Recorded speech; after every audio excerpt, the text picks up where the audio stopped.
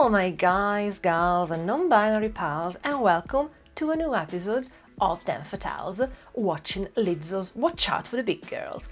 My name is Alicia, my pronouns are she, they, and the episode of today is naked, hence the déshabillé version of me that you're seeing, which is there for a few reasons, which we'll get to in a second. First, as usual, let me thank my patrons, because we're a very small channel, we're a relatively new channel, we have 5 patrons, and they are all incredibly valuable to us. They are the reasons why we can even spend time doing research, putting together videos. It's very, very important, especially at the beginning of a channel when we don't have any source of income fundamentally.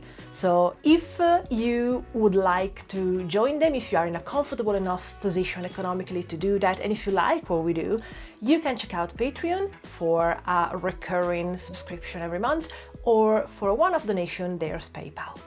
Now that we've set on that, let's go back to Lizzo's Watch Out for the Big Girls. Name of the episode is Naked, hence the déshabillé version of me today. Ow, that hurt. I have thought long and hard about how to present myself, and I decided to go this way because the girls are gonna show them in a very vulnerable way. So does Lizzo, and it's part of what I was talking about in the previous episodes about normalizing seeing any kind of body in any way. So seeing the critiques that I've got so far, it's incredible, like how I was thinking that in this day and age doing a series like this would have encouraged either ignoring because it's not my thing, so I don't look at it, or support by people who, like me, felt very marginalized throughout their life. But turns out that the anger is the main thing, and haters have a lot of anger because anytime that a fat girl shows herself living, not dieting fundamentally, anytime that we do something that is not just complaining about the fact that we have a bigger body or doing something to try to add in a smaller body, the world is not happy with us. The standard comment is we are glamorizing obesity, something along those lines. This is not glamorizing obesity.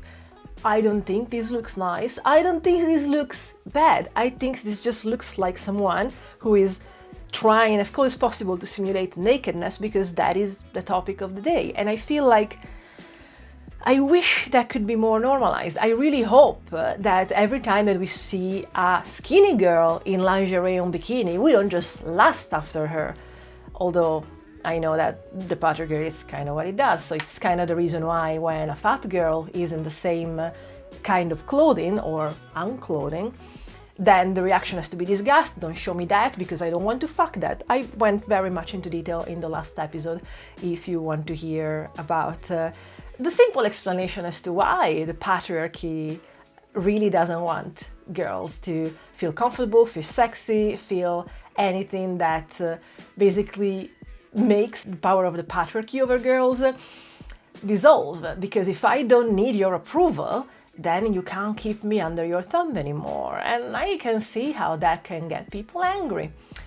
But I think I've got ahead of myself. So without any further ado, let's start to watch the episode, shall we? Body positivity is this brand new thing because self-hatred and body negativity was the norm. Oh my God, you remember when I was talking to old boy and he was like, your face is great, but your body needs work. My body needs work. I mean, I swear to God I didn't remember how the episode started, but that's exactly what I'm seeing. Body positivity is something new because body shaming was the norm, and a lot of people want to keep it the norm because how do you keep upholding your privilege and the fact that the world gives you an advantage for that if you don't keep a lot of marginalized people and identities under your thumb. You need for them to remember that they are inferior and that they cannot wear a bra, a bikini, because disgusting, you ruin my day. Which, if you ask me, is also insulting to skinny girls, because it's basically telling them every time you wear something that I like to see on your body, I feel entitled to sexualize you. So as usual, the patriarchy does no favors to anyone. Every time that I hear the story of, oh, but it's women bickering with each other and going against each other, I would very much like to remind every girl that feels like that feels like she has to be in competition with other girls, believe me, it's not your sisters that ever started to go against you. The patriarchy realized that there's a lot of value in pitting us against each other, because as long as we do that to try and find their approval, hence pick-me's, we don't have time to ally with each other and then go after them, the patriarchy. Because of what people said to me. Honestly, I can look back at most of my life and think of a time that I've been called a derogatory remark. I've been called tranny, faggot, fat ass. I've been told that I deserve to die of AIDS. It's hard to block out that hate and just be present and have that self-love. I mean, as I mentioned before, I have a very soft spot for Jayla. Her struggle is to a level that, of course, I cannot comprehend. I can only share the uncomfortableness of being a fat girl, being a mixed race girl, and having part of my femininity taken away because of that, or having the world try doing that and then deride me when I try to go hyper-femme to compensate. It's already an issue of fat girls having to go hyper-femme to sort of make themselves be excused or try to bring it as an apology for our body, which remind me, The Body is Not an Apology. Great book to read. Thank you, Khadija. Khadija Mbowe is the one that made me discover it. And that's something that I understand, again, very closely, not to the level that Jayla must have experienced it, but this reminded me of something that, again, I have been in a fat body all my life, except a couple of years at the beginning of my 30s. So I only know that kind of treatment, the way that the world treats you as a fat child, as a fat kid, as a fat teenager, as a fat young woman, as a fat woman. And body shaming is the norm. And as I mentioned before, I grew up in Italy, where it is mandatory for people, for society to shame fat people. It's something not only condoned, but actively pursued. If in a group of people you are not shaming the fat person, there's something wrong with you, like you will be come after, because then you're supporting them, you're one of them if you're not taking them actively down, which creates a lot of mob mentality, and that's the reason why I had to escape Italy personally. And it reminded me of something that happened when I was probably 10 years old, 10 years old. As I was mentioning in the other videos, I was sent to summer camp every summer since I was 6 years old onwards. And strangely enough, one year I became really close friends with a boy that was there and was my age, so we were both like 9-10 years old. We spent a lot of time together. When we had activities, like we would go and do them together. There was a specific time where we were taking camping, so we were gathering wood for the fire, and we were in this part of the forest gathering wood. And I don't know how it occurred to me. I think it's because it's sort of that age of late boy and girlhood where children around us were sort of forming couples.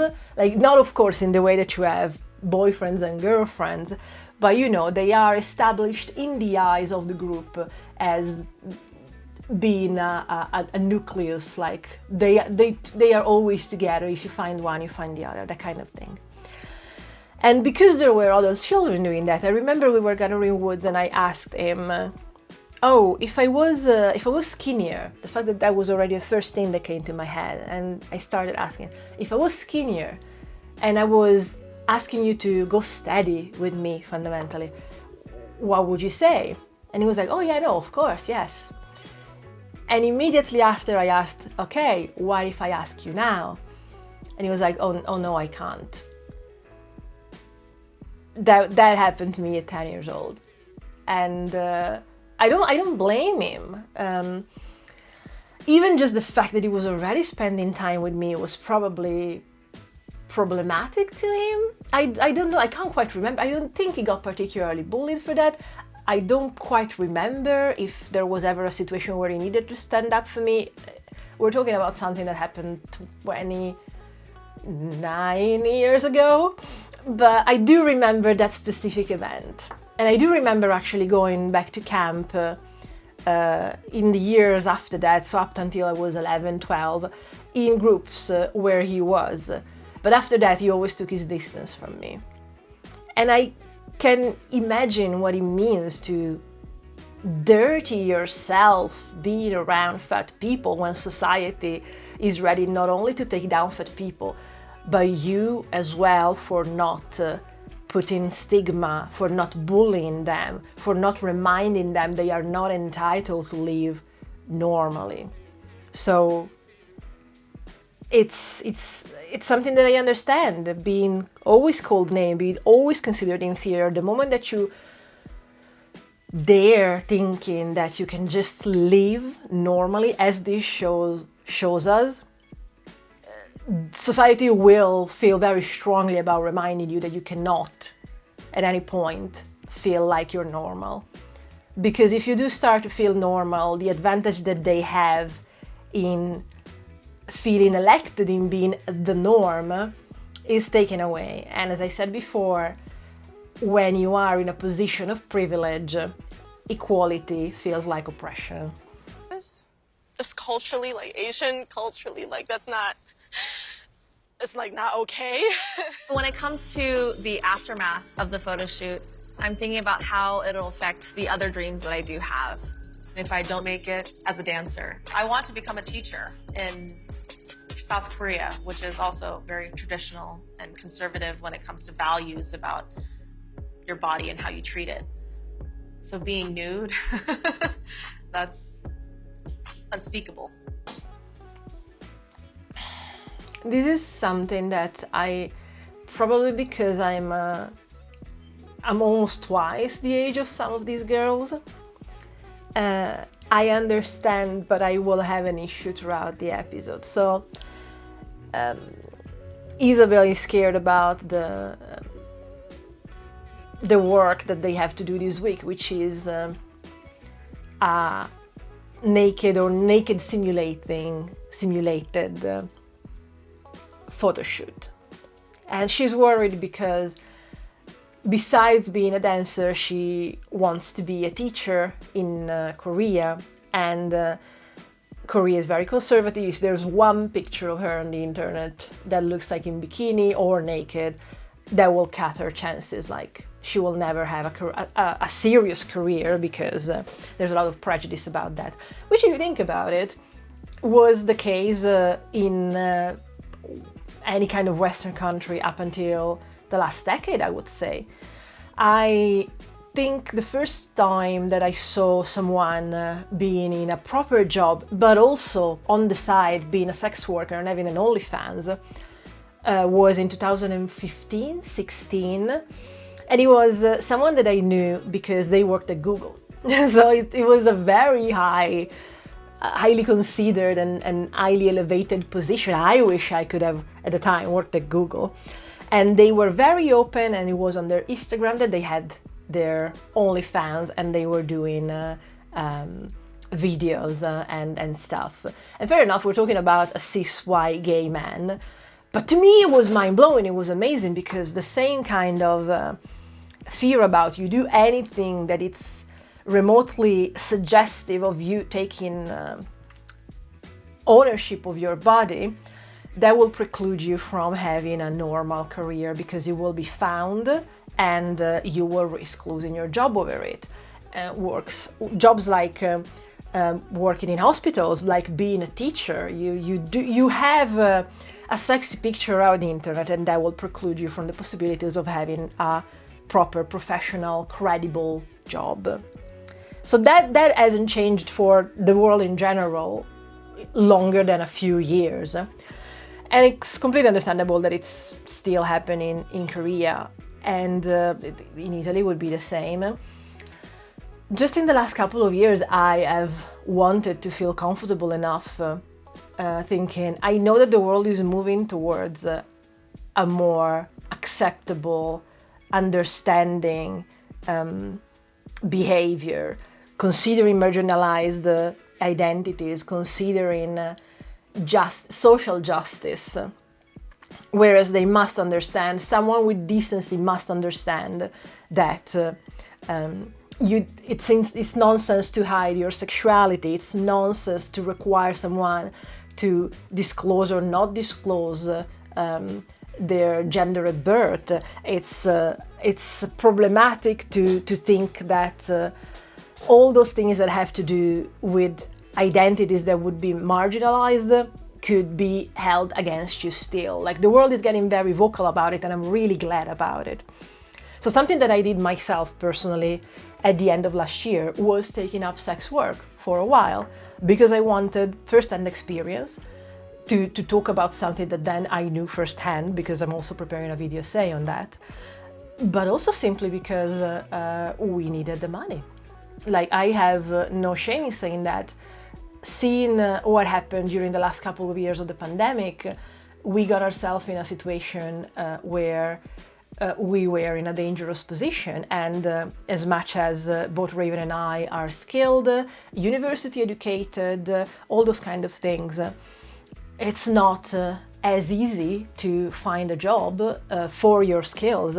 The amount of applications that you send and the way that you are ignored most of the times is just something that happens, and I cannot wait for someone to find my talent to pay the bills, or to tell my landlord, oh, hold, So something that I did was taking up different kind of digital sex work. Like, I wasn't an escort because I have my own issues with my body to do that, but I did digital sex work on OnlyFans and on Fansly. So I know that I couldn't have even considered doing that a few years ago if I was thinking, oh, but I want to eventually go back and work in an office. I used to work and do consultancy for other YouTube channels, record labels. My background is in music and TV, so record labels or BBC, MTV, that kind of thing. Just 10 years ago, I couldn't have been able to say and think anything like, I want to take on and consider sex work to help with the bills.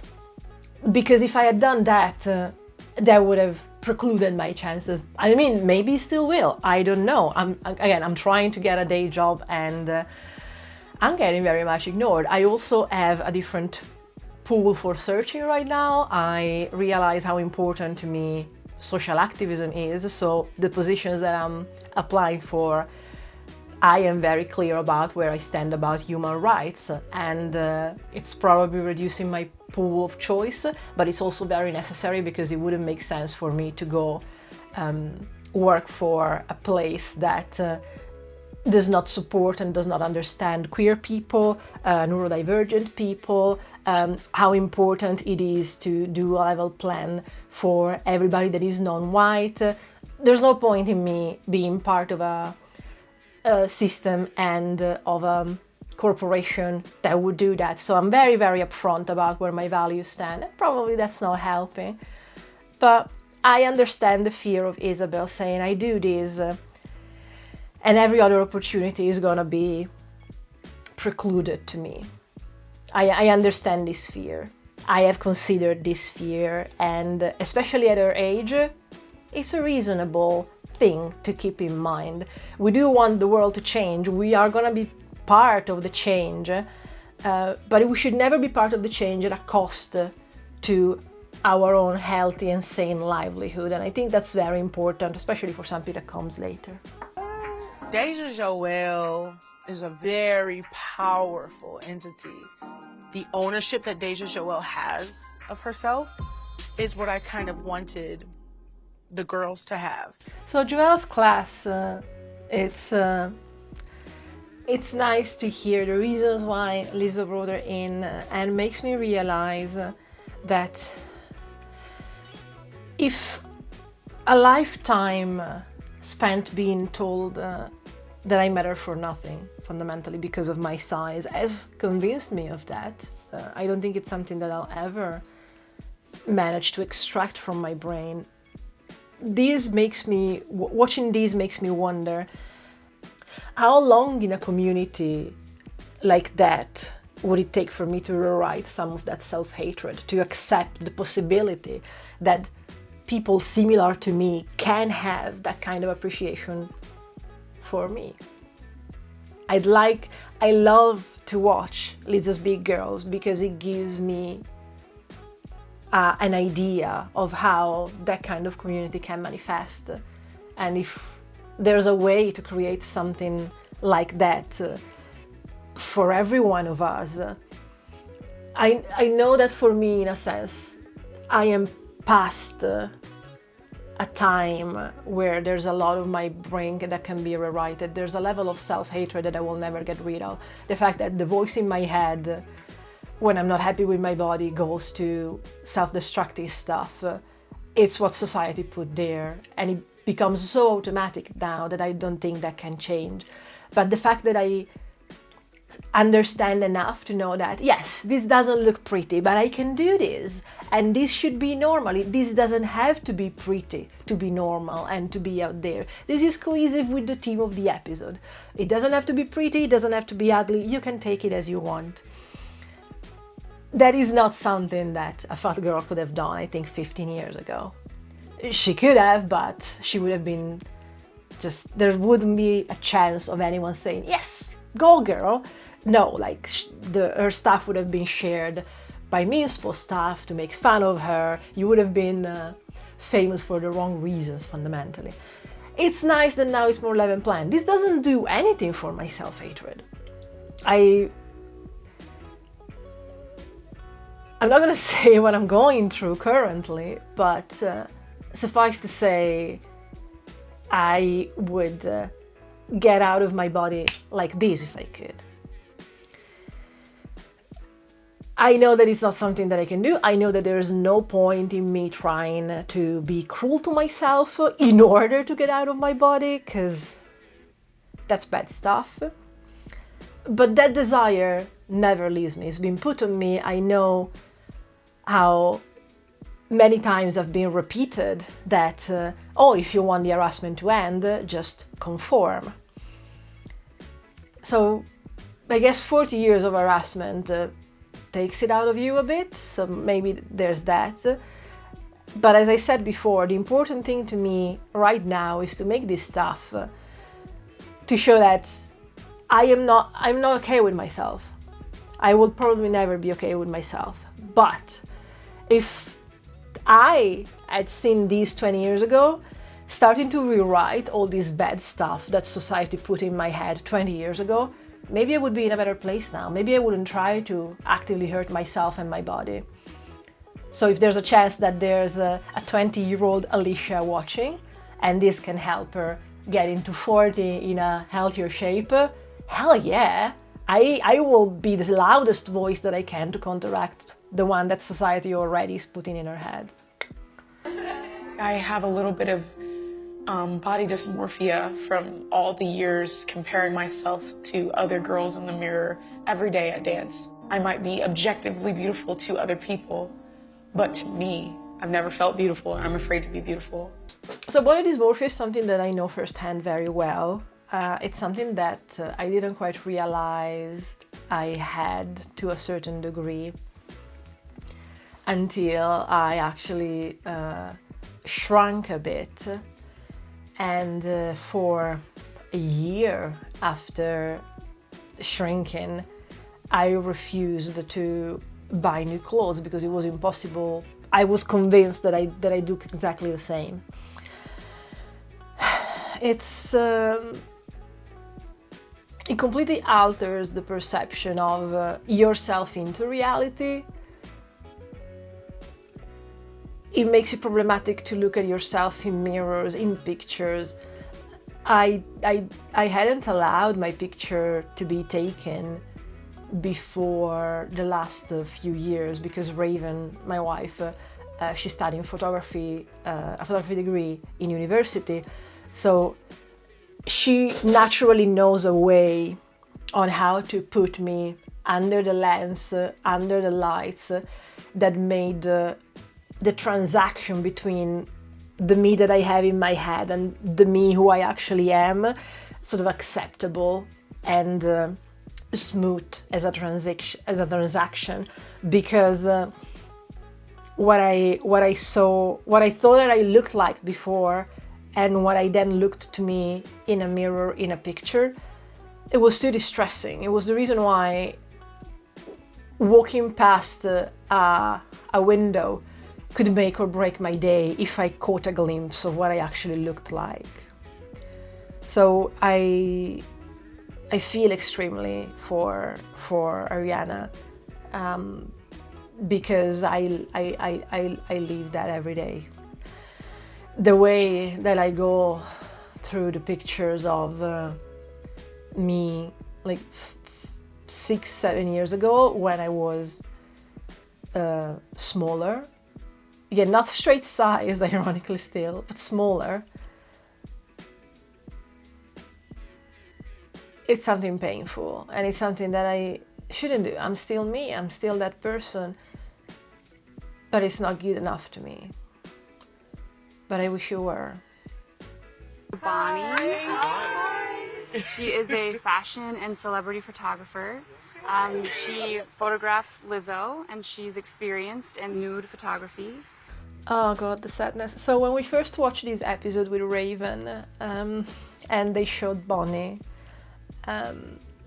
Raven's first reaction was, I would have never believed that the fashion industry would have allowed a fat woman to make a name for herself.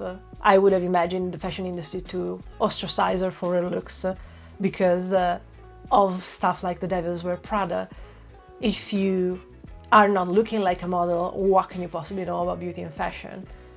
And when I think about photographers that sort of I look up to, or that I know of at the very least, and I like the work of, mainly it's men to begin with, but even the women photographers that I can think of have a certain look about themselves.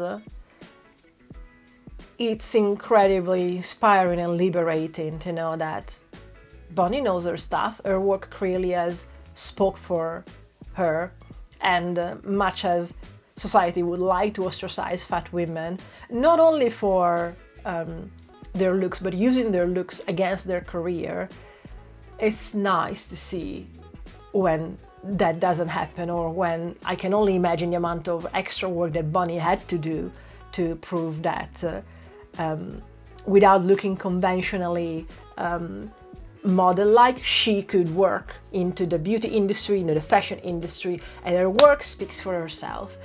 I used to work in the music industry, as I mentioned before, which I was very naive at the time, and I didn't realize the very specific roles that women working behind the scenes in the music industry were reduced to. And in the department that I aimed to work in, which was A&R, so artist and repertoire, in contact with management and bands and the development of albums, the proper, more musical part of a record label, there weren't A&R scouts or A&R managers that were women in major record labels at the time. You could be an A&R assistant, and you very much needed a certain look to be that, because in that context it's a boys' club. The managers or bands are usually men, the bands are usually bands made of men. The A&R manager needs to be a man himself because they need to be part of this boys' club. Scouts, A&R scouts make very much the same point. So in this world, what does a girl do? She brings the coffees, she brings the documents, and she needs to light up the room with something pretty for the boys to look at. And I didn't understand, and I didn't believe that I couldn't have a career in that because of my looks. I ended up in a major, and I wasn't working in that department, but I saw who was working in that department. And fair enough, things have changed. Around the same time that then I left the major, there was sort of a new world coming out, and the manager of Florence and the Machine, Mairead, I want to say it's pronounced like that, Mairead Nash, created a label, Love Love Love, that was made solely of women.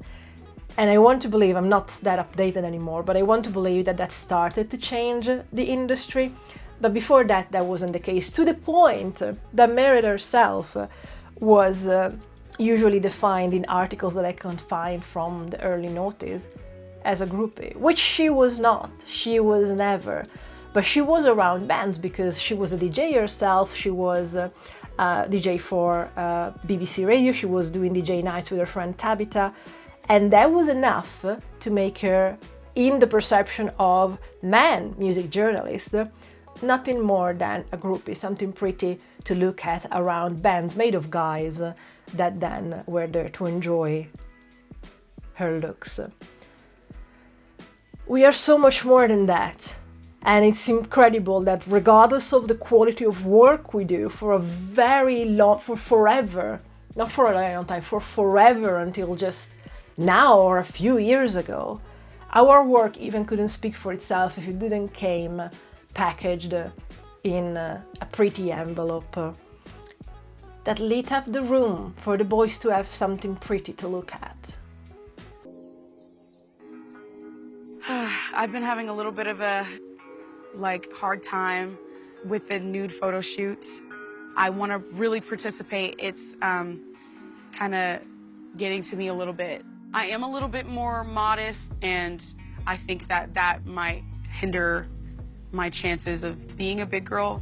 I feel like they might just be like, oh, she didn't accept the challenge, like she didn't, you know. But it's something you're not comfortable with, and your comfortability comes first. I understand the fear that Ariana has, because in a context like this, much as it's not a competition between girls, there's a series of challenges put to the girls to grow past themselves, like grow better than they were yesterday or like that. So if you don't take something head on, there might be the perception of you're being ungrateful, you're not taking the chances that are put in front of you. So I understand that fear. And I also understand, you wouldn't think, but I also understand the idea of insecurity and modesty. I genuinely can't say that I can't think I would have ever been able to do even just a video like this, doing pictures like this, which again, when I was on OnlyFans I did, if it wasn't for Raven. It's something that I've mentioned in videos before, but fundamentally, even when I was smaller, I didn't see myself as beautiful. It was never enough, like in my mind, because Italy has always demanded this very weird idea. So in Italy, however tall you are, 173 centimeters, you need to be 10 less in your weight in kilos without the 100. So to be on the borderline of fat, I would have needed to be 63 kilos in Italy. Ideally less, but you can be tops 10 kilos less than your centimeters past the 100 in Italy. So when I accidentally started to lose weight, that was intoxicating, and that's actually how I damaged myself. I reduced food, I went to laxative, I already talked about that stuff. Like I gave myself an eating disorder fundamentally, because at that point in my head was like, I want to be what Italy wanted for me, because the idea of being able to go back home and not be laughed at by the border patrol, which is something that happens normally to me, like it's that common, I'm not joking. It became this carrot dangled in front of me that I strived for, and of course I never reached so, because it was actually also impossible. I had at that point so much loose skin that probably I was as big as I would have been at 63 kilos. I refused surgery. I'm not a surgery kind of person. I don't judge anyone who does it. but there are too many things that I'm afraid of.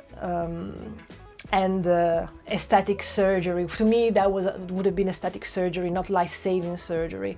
It's debatable from a certain point of view, but it felt like that at that time. So I never actually considered skin removing surgery, and so I could never see the number, that mystical number that Italy told me, if you get under these, we will stop harassing you.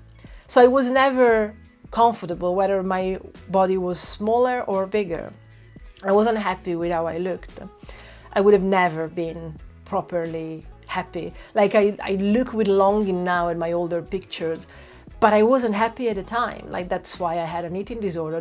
That's why I hated myself and I damaged myself and I wanted to hurt myself and to feel physically hurt. What started to give me at least a bit of confidence, I don't live well with myself, but I give much less of a damn, ergo these now, is Raven, is my wife Raven, is seeing a person with that level of intellect, that level of intelligence, that level of beauty, because even being purely shallow, Raven is model levels of beauty. It's I can't say it in words, and it's beyond the fact that I love her. She's just that standardly beautiful that it's mouth-watering to me. That a person that looks like that and can have so much from the world, because not only she looks like that, but she's also a level of intelligent and clever that anybody around her just is in awe and potentially want her, and I understand them all, but out of all these people she chose me. That gave me a tiny bit of a confidence boost, I'll be honest. And I understand that the moment I say it, I understand that it's very cruel to say, because I don't think it's something that I got out of merit. The merit is hers. She is a kind of insightful person that could see the value in me. It's not my value, it's for her to understand why there is value in the person that I am and the things I've gone through. So it feels cruel, it feels sad to say that, because it's not a confidence boost that I can give or advice to anyone else. I know that even in what we are taught about love and about what a partner is, Raven surpasses that. So it's not something that we can strive for. Although one thing I will say, as much as I've always been to the point of delusion, lost in the idea of romantic love that media sold me, but actually sold to thin girls, so I didn't quite understand why there was this clash of, oh, I'm being this Manny Pixie Dream girl, where's my Orlando Bloom? Despite having that kind of mentality and feeling and strive, I never had the concept of settlement, and I never had the concept of I have to have a partner, I have to marry. I was always very uncompromised. It's either 1,000% or nothing, and I don't mind being alone. I've never minded being on my own. It gives me time, it gives me my space that I can manage myself. I'm lucky in that. So that when Raven came by, I was lucky enough that I didn't need someone, so I wasn't ready to just jump at any kind of love or attention that was thrown at me, which society counts a lot, by the way, about fat girls. There's this idea that fat girls have to be thankful for any crumb that is thrown at her. When a man catcalls you as a fat girl, they have the idea that you should be grateful, and if you're not, and if you don't show that gratefulness, who do you think you are? You cannot afford that because you're fat. Thank me that I've just harassed you. So when society has that idea of you and you can surpass it in being okay on your own, you allow yourself to be able to discern for yourself what is something that you want in a partner, and that will never be something that you need. And I feel that if there's one thing that I can advise is to want love but not to need the love of someone else, because that way you allow yourself your own standard.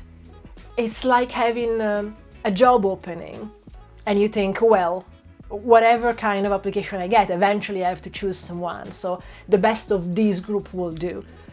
I think that having a partner is much beyond that, is being ready to leave the position open if there's nobody that successfully covers all the requirements.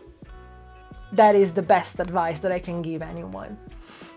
You know, I'm a church girl. Amen. Amen. Thank you, Jesus. And people think that you can't like women. I'm gonna just be honest, you can't like women and love God, you know? And it's really sometimes it's just, it don't make sense to me.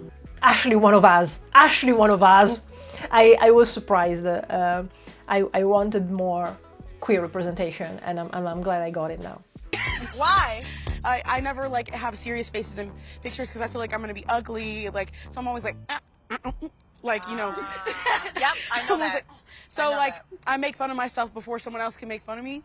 Oh, Ariana, are we the same person, split in different bodies? I think actually what she's talking about is, again, something that every fat girl knows. You don't have the looks, so you have to make up in personality, so you need to be the fun one, so you need to never necessarily have a sexy look or something. You always need to make it funny, which I think my thumbnails in my previous channel were a spectacular example of that. And I always need to make fun of myself first so that people laugh with me and not at me. So Ariana is sharing the experience of every fat girl, which, if I can say, also doesn't help thinner girls or standardly beautiful girls either, because I was reading recently, again for the sex work video essay that I'm researching for, a book from the 90s called You Will Never Make Love in This Town Again, and it's a book written by escorts, and two of these escorts actually were sisters, and they're both, as you can imagine, insanely beautiful, but for some very cruel reason, one of them was considered the clever one and the other was considered the beautiful one. This did no favors to anyone there. The clever one felt like she wasn't beautiful enough, so she also sort of got into escorting exactly because that made her feel validated in her beauty.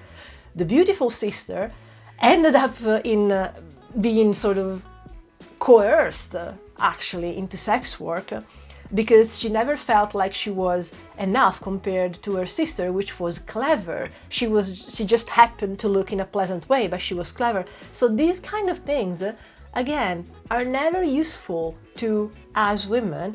It's just another way for the patriarchy to make us feel inept enough that we keep looking and working on ourselves and in competition with each other, when the issue are them.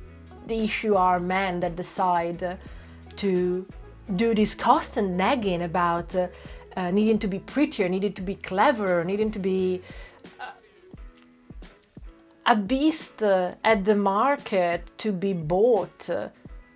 If you have seen the new season of Bridgerton and the beginning where the Viscount is looking for a wife with a list of things that he demands of her, it's nothing more than deciding to buy a cow or genuinely like a farmer going buying an animal for the purposes of whatever. If you're gonna work the fields with them, if you're gonna want milk from them, if you're gonna want a certain amount of babies out of them, it's just that, and it's so humiliating. And the worst thing is that we don't turn against men for this, we turn against each other, because then I need to be more than her. She's the clever one, I'm the pretty one, so I need to be cleverer than her.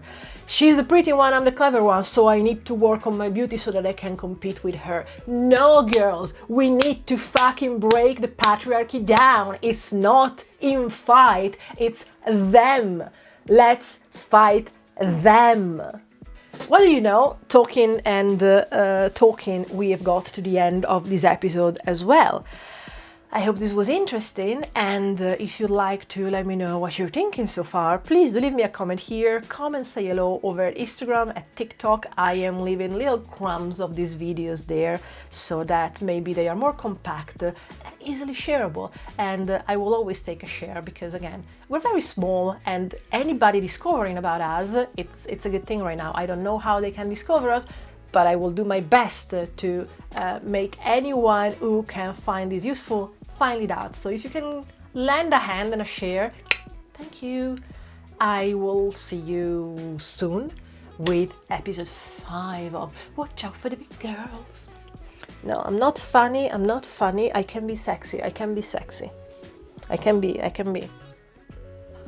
No, see?